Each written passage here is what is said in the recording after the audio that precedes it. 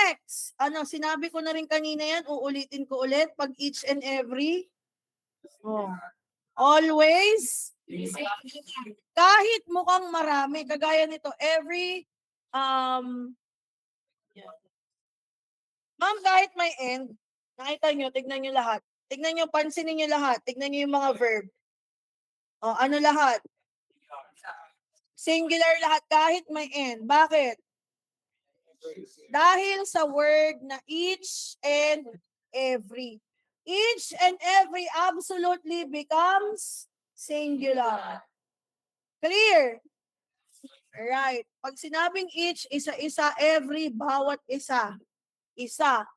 Singular. Okay.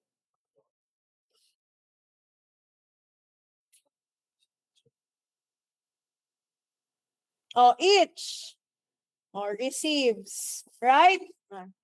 Masaya to pag halo-halo na yung rules. Di ba? Masaya to pag halo-halo na yung rules. Ito alam niyo kasi kakaturo lang.